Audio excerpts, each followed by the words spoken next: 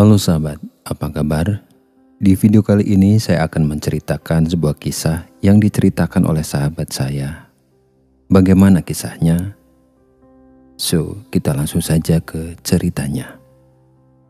Kejadian mistis ini terjadi ketika saya berumur 17 tahun. Saat itu, saya ikut orang tua yang transmigrasi ke Kalimantan. Pada awal hari pertama di Kalimantan, saya sangat tidak betah karena harus tinggal di pinggiran hutan yang jauh dari hiruk-pikuk suasana kota sebelumnya di Jawa Barat, tepatnya di Malangbong, Garut. Tapi inilah nasib keluarga kami saat itu. Hari demi hari kami lalui dengan cukup berat di tanah transmigrasi ini. Kami sekeluarga harus membuka lahan baru untuk pertanian. Memang tidak hanya keluarga kami, tapi ada beberapa saudara dan tetangga satu kampung yang berangkat transmigrasi. Namun tempat tinggal kita agak berjauhan di lokasi transmigrasi ini. Pada suatu hari saya diajak oleh ayah dan paman saya untuk membuka lahan yang lokasinya sekitar 5 km dari pemukiman. Dan inilah pertama kali saya merasa begitu bersemangat. Entah ada angin apa yang membawa hasrat saya untuk masuk ke dalam hutan itu. Sehabis subuh kita bertiga berangkat ke lokasi yang akan kita buka untuk ladang jagung. Ternyata perjalanan kita menuju ke lokasi itu butuh waktu 3 jam. Karena jalan yang kami lalui cukup susah. Kami pun sampai di lokasi sekitar pukul 8 pagi. Kemudian kami mendirikan gubuk dengan terpal yang kami bawa dari rumah. Karena memang kami bertiga berniat untuk menginap di lokasi ini. Kemudian untuk beberapa saat kami beristirahat karena perjalanan yang cukup melelahkan. Setelah kami merasa cukup untuk beristirahat, kemudian kami memulai untuk membabat lahan yang akan kami buat sebagai ladang jagung. Tidak begitu banyak pohon besar di situ, namun ilalangnya sangat tinggi dan melebihi tinggi badan saya yang hanya 170 cm. Kami membabat lahan itu sampai jam 4 sore. Kemudian kami bertiga menuju ke sungai yang tidak jauh dari tenda yang kami dirikan. Bermaksud untuk sekedar mandi dan membersihkan diri. Air sungai itu sangat jernih dan sejuk. Ayah dan paman saya langsung mandi dan berwudu di sungai itu. Kemudian ayah saya mengajak saya untuk segera pulang ke tenda. "Jang, cepetan mandinya. Nanti ketinggalan waktu sholat asar," kata ayah saya. Dan saya pun menjawab, "Sebentar lagi pak, nanti aku nyusul." Kemudian ayah dan paman saya beranjak pergi dari sungai itu. Oh ya, perkenalkan, namaku Jajang. Aku anak pertama dari 3 bersaudara. Kedua adikku perempuan. Saya asik mandi di sungai itu. Dan tiba-tiba dari seberang sungai terlihat ada seorang laki-laki yang mendekat. Wah, ternyata ada orang lain juga yang sedang membuka lahan di lokasi ini, pikirku. Dia kemudian mendekati saya. Orang itu berkulit putih namun terlihat pucat. Terlihat sangat jelas karena orang itu tidak mengenakan baju. Dia hanya memakai celana kolor warna hitam. Tangannya pendek dan kakinya juga pendek, seperti orang kerdil. Wajahnya terlihat tua dan agak menyeramkan karena keriput. Lelaki itu bertanya, "Siapa kamu? Kenapa ada di sini?" Kemudian aku menjawab, "Namaku Jajang. Saya lagi buka lahan baru di sini, kek." Lelaki tua itu kemudian bertanya lagi sambil menunjuk ke tas yang saya bawa yang berada di atas batu. "Itu benda apa yang ada di atas batu?" Aku menjawab, "Itu tas, kek." Kemudian lelaki tua itu mendekati batu di mana tas saya berada dan saya mencoba mencegahnya. karena lelaki tua itu mencoba merebut tas saya. Terjadilah tarik-menarik tas antara saya dengan lelaki tua itu. Dan tali tas itu pun putus karena memang sudah robek jahitannya. Dan tas pun berada di tangan lelaki tua itu. Sambil menyeringai dia bertanya kepadaku tentang apa isi di dalam tas saya itu. Dan saya pun menjawab, cuma sebungkus sisa nasi. Dan lelaki tua itu membuka tas saya. Aneh, tiba-tiba dari dalam tas saya keluar seekor ular. Lelaki tua itu kemudian tertawa ngekek. Kamu telah menipu aku anak muda, maka kamu harus ikut aku. Tidak, jawabku, harus. Kamu harus ikut aku. Lelaki itu kemudian meraih tanganku. Entah kenapa tiba-tiba seluruh badanku lemah. Dan mengikuti langkah lelaki tua itu beranjak dari sungai menuju arah kemana pertama kali lelaki tua itu muncul.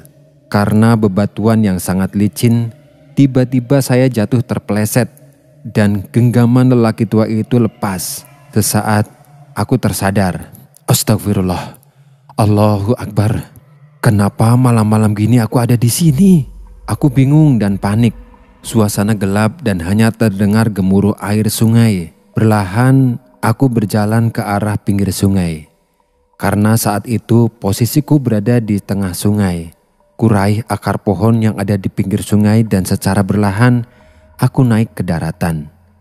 Sejenak aku duduk dan menghela nafas panjang.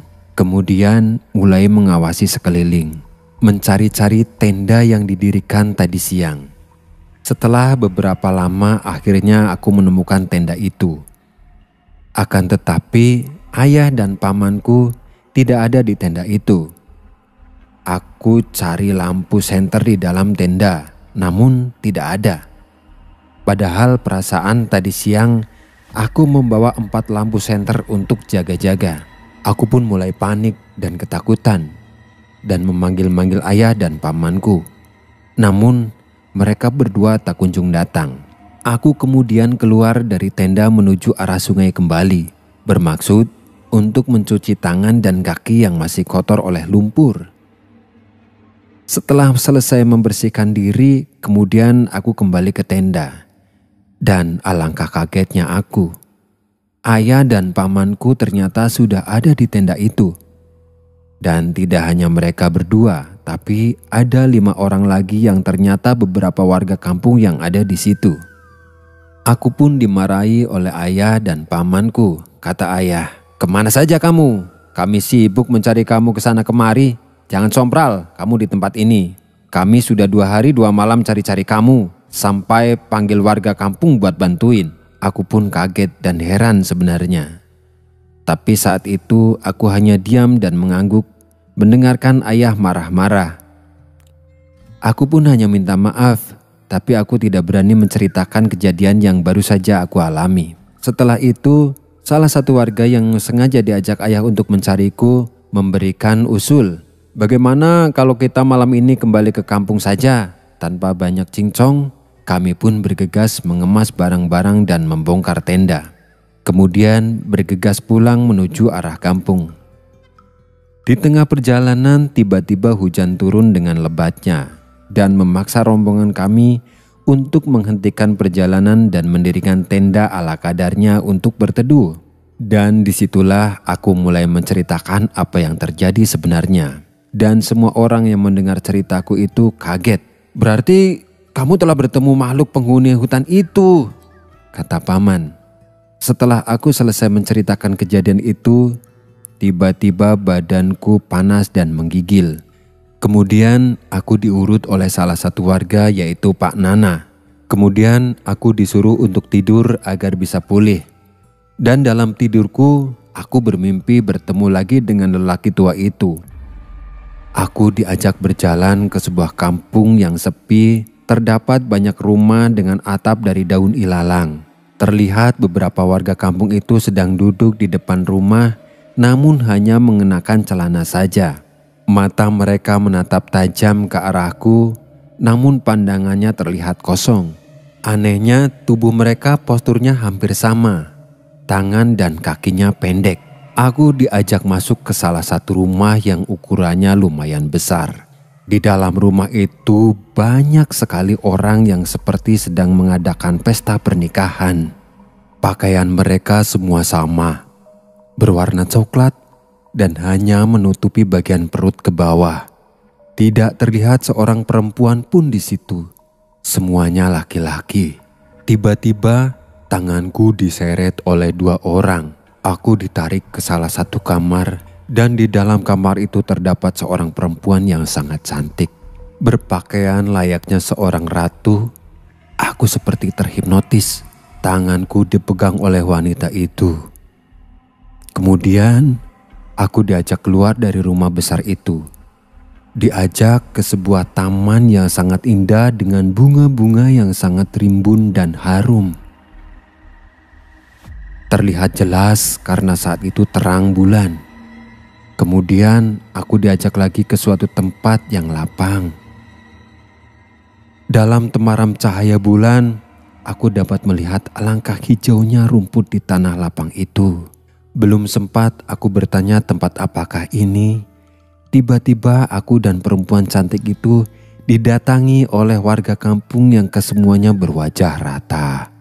Mereka ramai berkeliling mengitari kami berdua. Jumlahnya mungkin ribuan. Kemudian salah satu dari mereka memberikan baju berwarna coklat kepadaku. Namun tidak langsung aku pakai. Tiba-tiba lelaki tua yang pertama kali mengajakku mendekat dan mengatakan akan menikahkan aku dengan ratu mereka. Dan aku pun memberi jawaban. Aku minta izin dulu sama ayahku. Lelaki tua itu kemudian menjawab, "Tidak usah." Dengan nada tinggi, sontak saja aku kemudian berteriak, "Aku tidak mau. Aku tidak mau menikah tanpa izin dari orang tuaku." Tiba-tiba aku dibangunkan oleh paman karena tidurku ternyata mengigau. "Jang, bangun Jang, istighfar." Dan aku pun bangun. "Kenapa kamu mengigau kayak orang kesurupan?" tanya paman. Aku terdiam. Aku merasa seluruh badanku panas, dingin dan lemas. Kebetulan hujan saat itu reda. Akhirnya kami serombongan melanjutkan perjalanan pulang ke kampung. Aku digendong oleh paman karena saat itu aku tidak sanggup berjalan. Aku diikat sarung di punggung paman. Menurut cerita paman, selama berjalan pulang, aku ngobrol sendirian dengan suara perempuan. Tapi aku tidak sadar. Sesampainya di kampung, aku langsung dibawa ke perkampungan orang Dayak dan bertemu dengan Ustadz Arif. Kemudian aku diruqyah oleh Ustadz Arif. Alhamdulillah, setelah diruqyah dan minum air pemberian Ustadz Arif, badanku langsung terasa segar. Kata orang Dayak, kalau anak bujang jangan dibawa ke bukit itu. Di sana banyak orang kerdil. Kemudian orang Dayak itu memberi pesan ke ayahku agar berdoa dan membisikkan kata-kata ke telingaku dengan ucapan, "Saya tidak mengizinkan anakku menikah dengan anakmu." Tiba-tiba aku pingsan dan saat bangun aku sudah berada di rumah dan dalam kondisi seperti tidak terjadi apa-apa. Badanku terasa sehat. Semua orang yang ada di situ pun mengucap syukur. Alhamdulillah. Begitulah kisahku. Terima kasih.